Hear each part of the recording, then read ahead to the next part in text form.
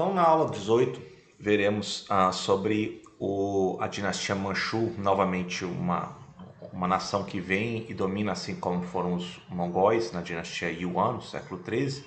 Vemos então o povo Manchu, que tinha se organizado na Manchúria, né, depois de séculos, e eventualmente no momento de crise terminal da dinastia Ming anterior, em meados do século XVII, os Manchus tomam a capital Pequim e fundam uma nova dinastia que eles depois propõem o nome de Qing.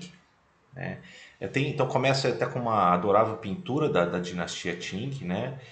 Com a ênfase já primeiro dos indivíduos numa vida mais de cunho reservado, privado, né? E já revelando também alguns traços interessantes de influência ocidental, como a tridimensionalidade, né? O retrato do rosto, da natureza, também sofre já alguma diferença do que tinha sido nos séculos anteriores. Então vamos por partes. Primeiro a gente então vimos como é que se dá a queda da dinastia Ming, né? E Ming, já em meados no século XVII, tem uma série de rebeliões de cunho popular, questões de má administração, questões de corrupção e desastres naturais, algo que até permeia toda a história chinesa, como que um imperador, a figura do imperador Tian, ele é incapaz ou revela-se os catástrofes naturais, as inundações, secas, fome, como um sinal de que ele não é o filho do céu. Né? Então ele deveria de alguma maneira ser trocado, mudado a administração. E um dos líderes rebeldes que melhor consegue angariar o suporte contra os reinantes vai ser um líder guerreiro, vai ser o Li Zichen.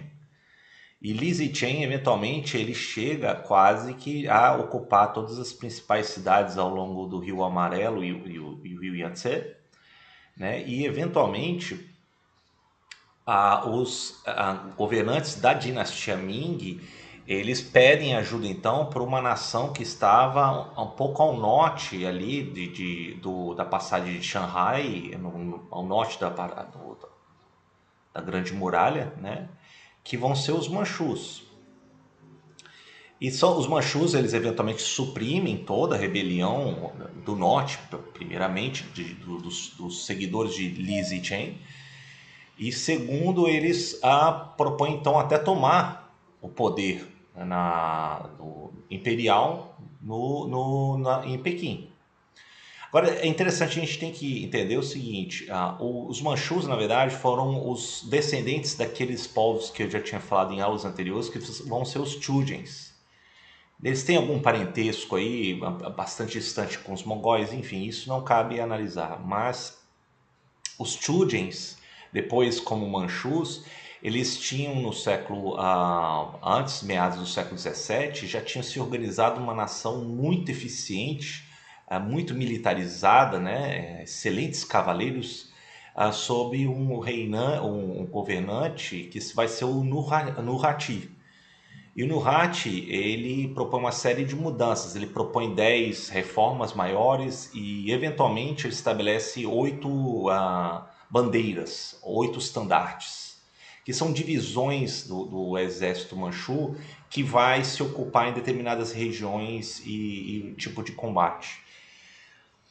Bom, por que eu estou falando isso? Porque os descendentes do Nurhaci, depois no poder, eles vão continuar essa filosofia, e quando eles tomam o poder, porque o Nurhaci morre antes, um dos seus descendentes, o Suchu, chega a tomar o poder, né, em Pequim, em 1644, e ali eles começam a estruturar toda a sua dominação administrativa. Inclusive eles propõem também reservar algumas cotas melhores altos postos governamentais do mandarinato, administrando os exames imperiais apenas para os manchus, diferente dos outros chineses. Então é um pouco também parecido com o que os mongóis da dinastia Yuan tivessem feito. E os manchus, eles também propõem esse sistema de 8 bandeiras, 8 estandartes. Então os melhores vão ocupar a elite da administração dos postos militares em várias regiões da China, onde era mais problemático, né? Então eles se diferenciam, eles se instalam como uma espécie de sociedade, de uma elite em cima da grande maioria chinesa.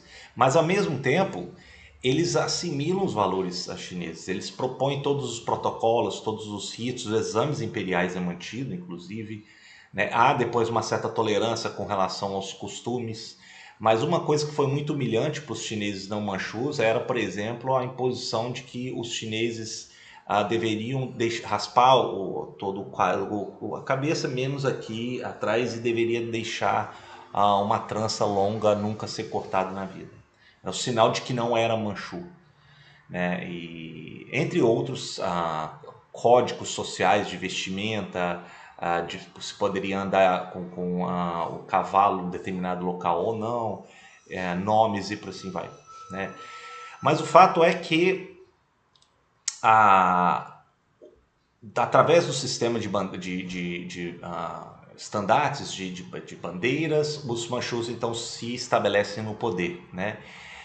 E é um período que na verdade, muito interessante, porque eles vão começando a suprimir toda a resistência anti-manchu, eventualmente. Então é um processo longo. Eles vão dominando toda a região depois, vindos, e eles vêm da capital deles, Mukden. Depois Mukden vai se transferir para Pequim, né, eventualmente no século XVIII. A Mukden acaba sendo uma segunda capital dos manchus durante um tempo. Eles partem para cima dos mongóis, o que eles conseguem na Mongólia exterior. Depois a gente vai ver uma série de campanhas aí posteriormente no próximo slide. Mas o fato é que eles também atacam os lealistas aos Mings, que permanece aqui na região mais meridional da China. E um dos mais notáveis, além da família imperial Ming, que foge para o exterior eventualmente na Birmânia, é um dos líderes que era um pirata, um notável líder marítimo, que foge para a ilha de Taiwan, que é conhecido como o Coxinga, né?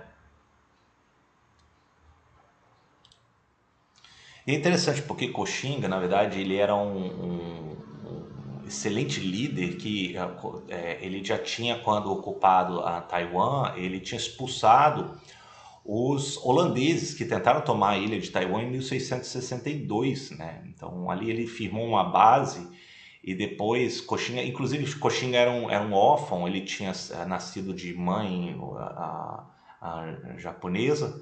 Depois ele vindo de Nagasaki, depois ele se mudou para a província de Fujian na China, né?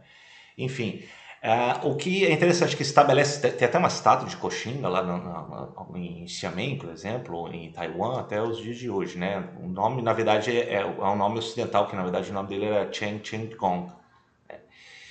Enfim, é interessante que eu trouxe esses detalhes para vocês, porque houve uma série de líderes que foram problemáticos, isso demorou. Então, a Coxinga só foi plenamente dominado aqui na ilha de Taiwan em 1788, 87, né? Agora, as campanhas também vai perdurar. Isso, por exemplo, um dos mais lances melhores sucedidos, em termos até das fronteiras, de maneira até mais pacífica, foi com o primeiro grande governador, imperador Manchu, que vai ser o Kanzi. E ele encontra com alguns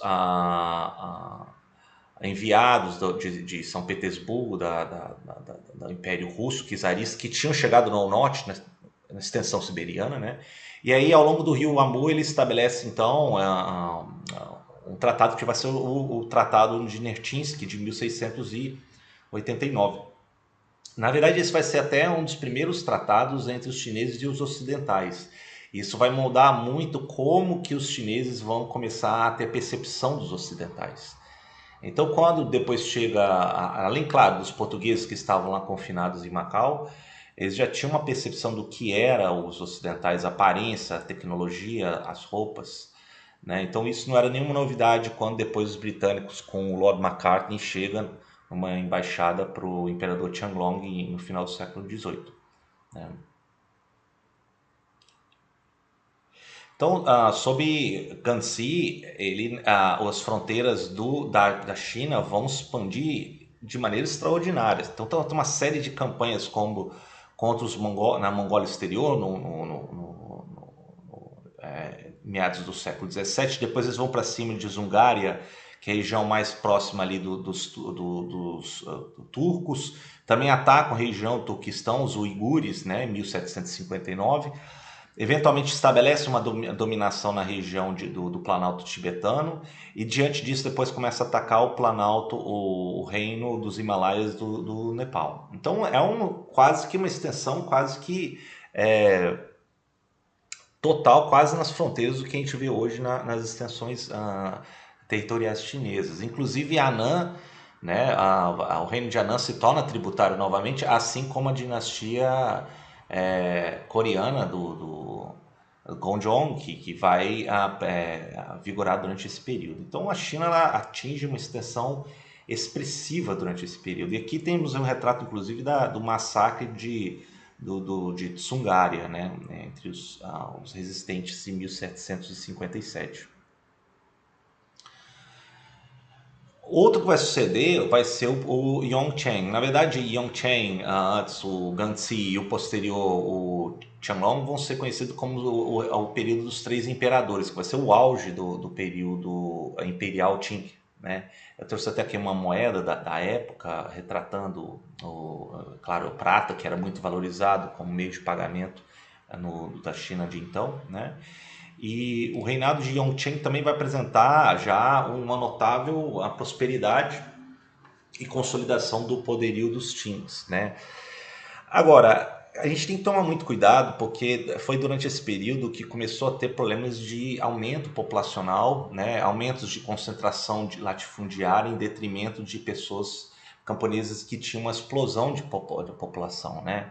Nesse período, você tem praticamente dobra de 150 milhões para quase mais 450 milhões de habitantes, muitos decorrentes de novas culturas, novos produtos que vinham do continente americano, né? A batata, o tabaco, tomate, pimenta e inúmeras outras que vão fornecer esse fenômeno. E com a sucessão com o Qianlong que tinha ascendido ao poder com os 25 anos, e aqui é retratado uma pintura do jesuíta italiano Giuseppe Castiglione, já uma fusão que teve inúmeras outras obras, inclusive no Jardim Secreto, que Qianlong organiza para se aposentar, né, porque ele não planeja ultrapassar seu avô, Qianzi, de mais de 60 anos de reinado.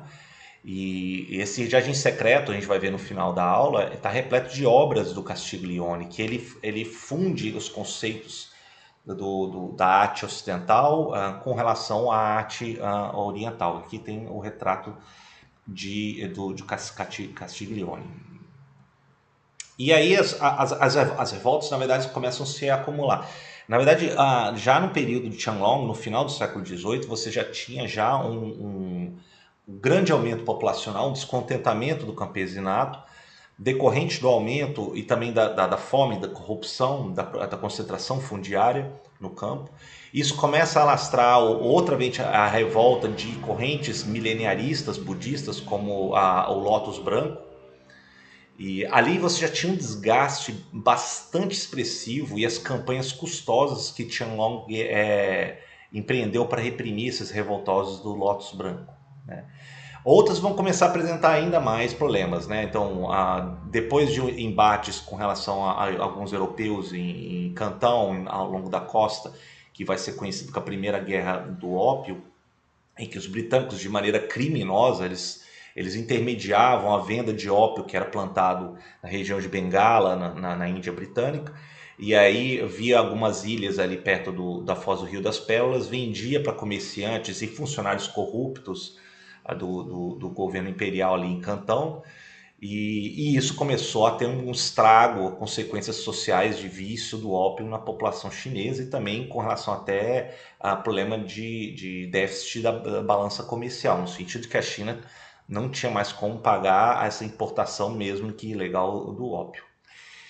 E aí começa a vir outras revoltas populares. Então, uma delas, a maior talvez, vai ser a revolta dos Taipings, né? Que também é de Nian, mais no sul, que dezenas de milhões de mortos, né? Já é um descontentamento grande já da população chinesa com relação a, primeiro, a como que o governo se revelava incapaz, corrupto, ineficiente e ainda mais com a entrada aí cada vez mais expressiva dos estrangeiros que conseguem impor uma série de tratados desiguais.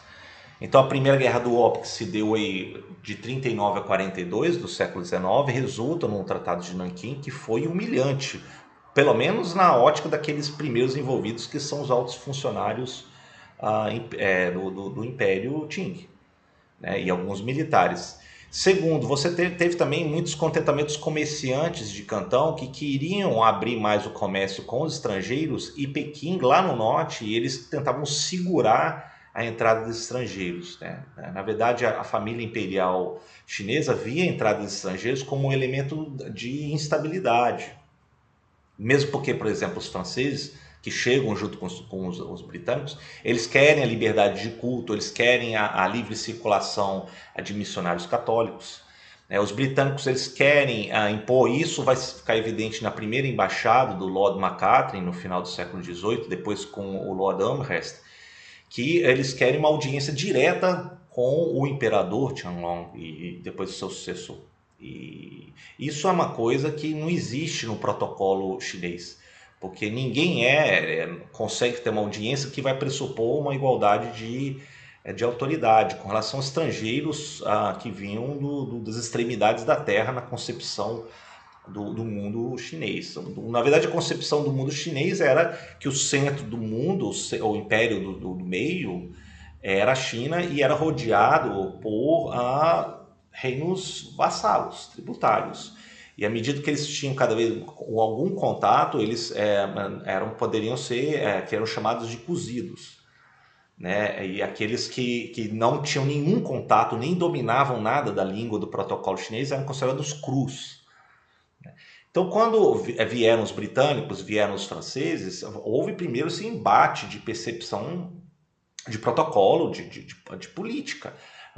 Quando o Macartney ele vem, ele se recusa a fazer o kowtow, que é além do ajoelhamento, você tem a prostração total, repetidas vezes no chão, como todos faziam diante do Filho do Céu, o Imperador, né? E isso tudo vai se revelar problemático, né? Porque o McCartney, ele, por exemplo, quando ele vai, ele consegue uma audiência, até de maneira até de mais de curiosidade do imperador e dos seus conselheiros do que propriamente uma submissão do Império do Meio diante dos britânicos. Isso no final do século XVIII, tá? Isso bem antes da Primeira Guerra do Ópio. E o McCartney, ele consegue uma audiência, né, ele se recusa a fazer essa prostração, o kowtow, mesmo porque ele fala que ele só submete desse jeito diante do seu rei, o Jorge III. Então, na verdade, os chineses ali pouco se importam com relação a isso, porque eles viam os britânicos nesse processo, eles eram tão bárbaros, né, que a presença deles ali já mostrava que eles estavam diante de uma submissão ao grande império chinês, e de que eles desconhecem o protocolo. Portanto, era uma maneira até de entender, pela ignorância deles, como é que eles não iam entender o protocolo exigido no meio imperial. Inclusive, tem relatos de mandarins que entraram em contato com os britânicos e falavam que a higiene deles era deplorável, eles comiam com armas, né? Na verdade, era o garfo e faca, era considerado uma arma, eles não tinham refinamento de comer com hache, com todo o protocolo, bebiam excessivamente bebidas alcoólicas, e por assim vai, né? Então isso foi um embate cultural de dois mundos que isso, na primeira embaixada do Macartney, no final do século XVIII, depois com as outras missões diplomáticas que os britânicos mandam, isso fica evidente. Agora, chega um momento que, em 1839, os britânicos eles tentam forçar ali numa região ali onde era permitido estrangeiros próximos de Cantão, eles querem a venda mais direta e negociar com lideranças comerciais políticas ali em Cantão, né? Inclusive com o representante maior do Hong, né, em Cantão, e eles não conseguem, então há uma frustração nisso. Eventualmente o Tianlong manda um representante, um comissário muito popular na época pela retidão, e ele não consegue negociar com esses britânicos e apreendem os baús de ópio que eles depois destroem, e os comerciantes britânicos começam a ficar nervosos e pedem a ajuda da coroa britânica. E a coroa britânica, claro que haverá debates no parlamento britânico a respeito disso, mas eventualmente eles cedem à pressão em nome do livre comércio, né? Porque a gente está tratando de um narcótico e isso já foi tornado até ilegal na China, uma das primeiras nações que torna o uso não medicinal do ópio ilegal. E eventualmente tem um embate. Então, a Foz do Rio das Pérolas, depois eles mandam uns navios que aí já tem uma tecnologia bélica couraçados muito melhor do que as embarcações muito mais simples dos chineses, né? E aí é o primeiro embate. E aí depois eles começam a navegar ao longo da costa e impõem o Tratado de Nanquim, que é assinado em 1842. A Segunda Guerra do Ópio, ou a Guerra Franco-Britânica, ou o Incidente Arrow, como se fala, em 1856, vai terminar em um outro tratado, e aí já tem a participação dos franceses, para ampliar o acesso dos estrangeiros ao longo do interior da China, a estabelecimento de residências permanentes diplomáticas na capital, e também uma coisa que é muito bizarra, que é a questão da extrajudicialidade, né?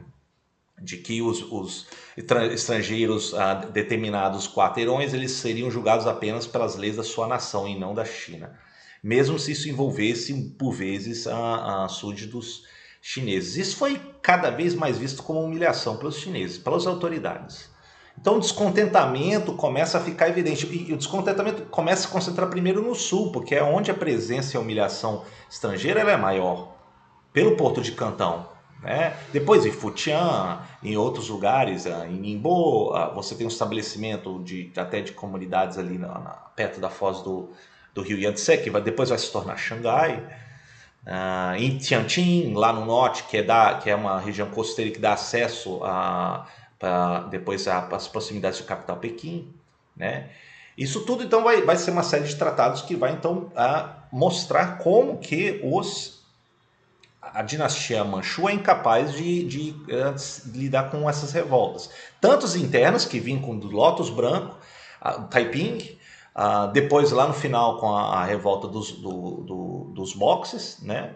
Como com relação a essa imposição dos estrangeiros. Então, na verdade, a gente está vendo já na segunda metade do século XIX uma decadência da dinastia Manchu. É. E na verdade você teve até uma tentativa de restauração, de modernização, plano de modernização proposta aí que ganhou o nome de alguns mandarinatos reformadores, inspirados no que tinha acontecido no Japão na era Meiji, que vai ser a restauração Tontin, em homenagem ao jovem imperador.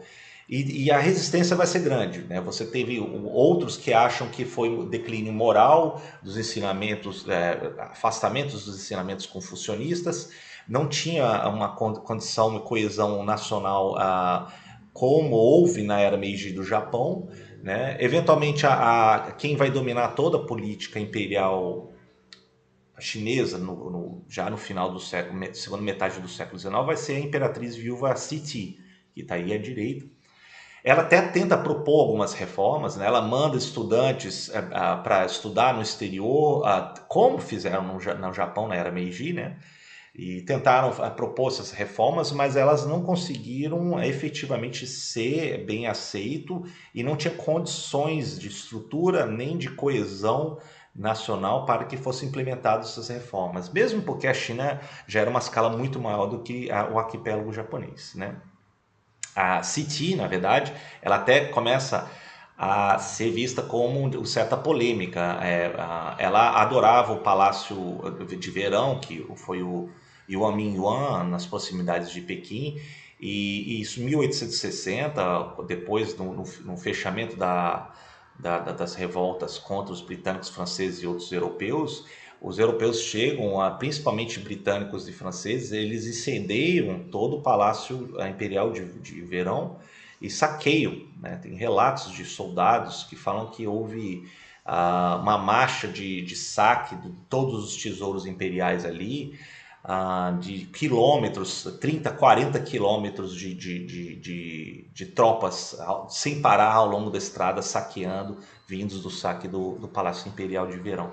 Isso era uma coisa que era adorada pela imperatriz. Ela sente isso, inclusive ela quer novamente reerguer, reconstruir o Palácio Imperial de Verão, né, que foi uma das construções mais belas que existia na China na época. Esse foi um dos maiores crimes que os ocidentais fizeram contra os chineses, né? E inclusive o Victor Hugo fala na época, ele escreve, olha, quem são na verdade os civilizados?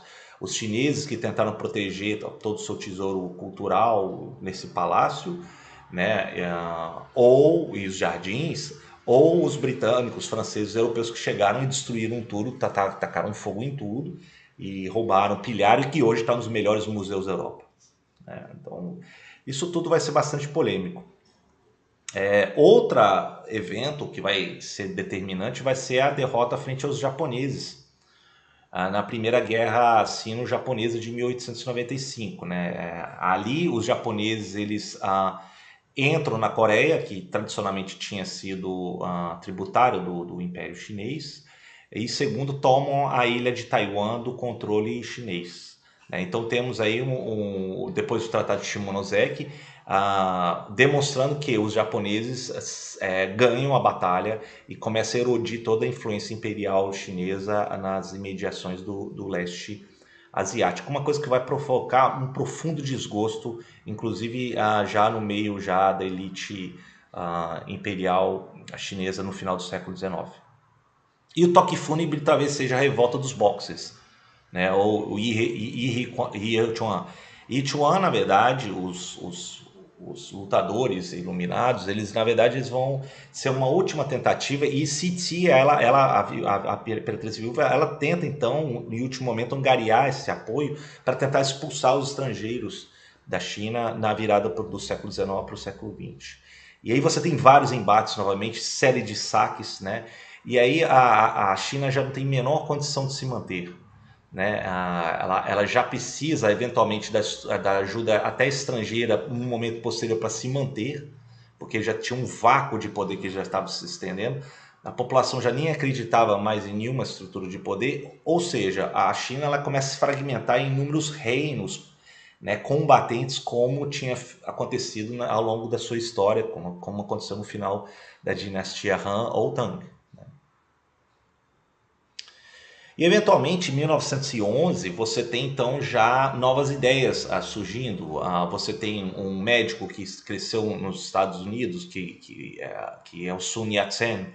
Ele propõe então o fim da monarquia e uma forma republicana. Ele angaria muitos recursos da comunidade chinesa no exterior, que é numerosa, e ele tenta então propor uma revolução junto com militares que estavam descontentes com o caos chinês no início do século XX.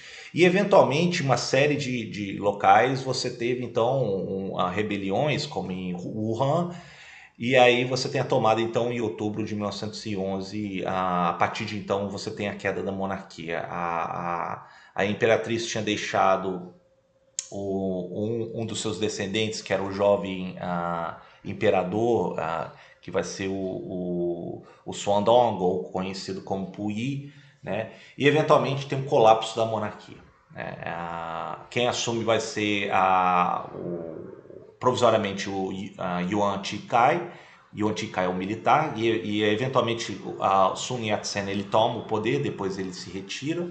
A realização de eleições, primeira nos moldes ocidentais na história chinesa, e aí a gente já entra depois dessa Revolução Qinghai, que vai ser o período republicano em diante. Eu gostaria de só, antes de encerrar, para a gente, próxima aula eu falaria mais sobre a cultura, a literatura no período Qing, depois a gente entra no período republicano. E aí eu gostaria, antes de encerrar, passar um vídeo para vocês do que foi os jardins secretos de Qianlong, que ele constrói dentro do complexo palaciano da Cidade Proibida em Pequim. Isso foi depois restaurado em 2002, gradativamente até 2012. O Museu do Palácio, ele contempla também obras que foram encontradas o reconte dos jardins secretos que Qianlong tinha feito para se aposentar.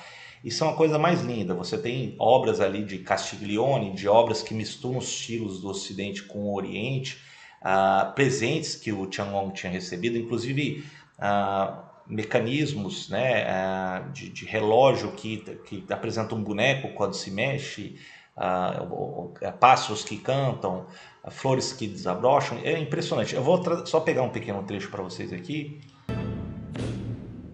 Officially, Emperor Qianlong of the Qing dynasty Então, ruled for depois 60 de years. 80 anos, During his Qianlong reign, ele he built the decide Qianlong Garden as a construir residence for his esse retirement. palácio, né, It's set como in the residência de Ningqiao retiro, Palace of perto Tranquility and Longevity do Palácio da in the Tranquilidade, northeast ali na corner região of the mais forbidden nordeste do city. complexo He handed the palaciano. throne to his son Ele at the age of abdica do 85 trono em and took the 85 para o title seu retired emperor, filho, although né? he continued to hold E on ele, to claro, power ele behind the permanece ali scenes, retirado, but until he aposentado, died, his son né, ruled only no in Palácio, name. The Palácio da complex, Cidade Proibida. completed in Ele completa isso em 1776, is currently 1776, né, undergoing a depois de 10-year 10 anos, restoration. na verdade 10 anos hoje, depois da restauração, é aberto ao público. Né? Era uma manifestação até do seu pensamento, da sua filosofia, né?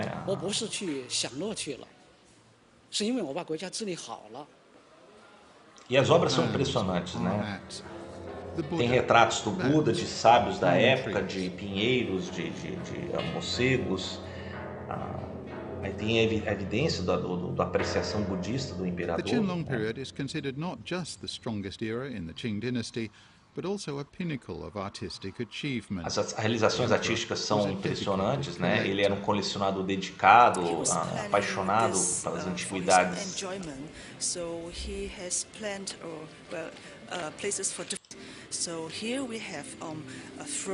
Temos relevos, por exemplo, de pinheiro ou de bambu. Isso muito retratado também. O pinheiro e o bambu eram considerados como árvores de resiliência e de sobrevivência no inverno, né? Então isso é muito apreciado pelo imperador.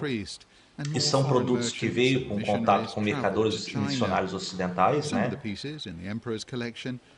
Parte da coleção do imperador, revelando aí mostrando também as influências europeias na arte, como Castiglione representou, né?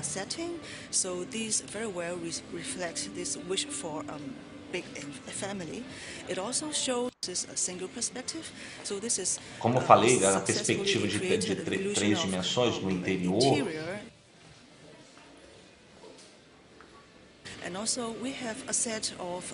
Retrato do imperador em uma caçada a cavalo. Já tem a influência clara aí dos detalhes ocidentais, né? Do Castiglione, do jesuíta.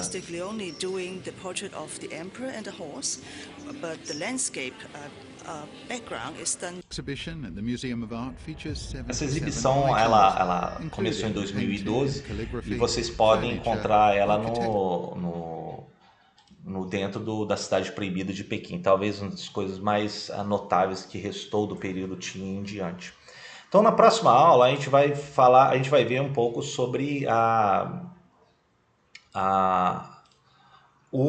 ascensão antes tivemos a questão republicana, veremos sobre a arte e a literatura do período Qing, né? São mais de 250 anos. O elemento manchu entra, o elemento também estrangeiro entra e é assimilado na arte e na cultura chinesa, e você tem umas novas propostas aí na literatura e nas artes. Veremos um pouco também sobre a sociedade e depois a gente vai ver sobre o período republicano a partir de 1911 em diante, com a queda da última dinastia imperial manchu.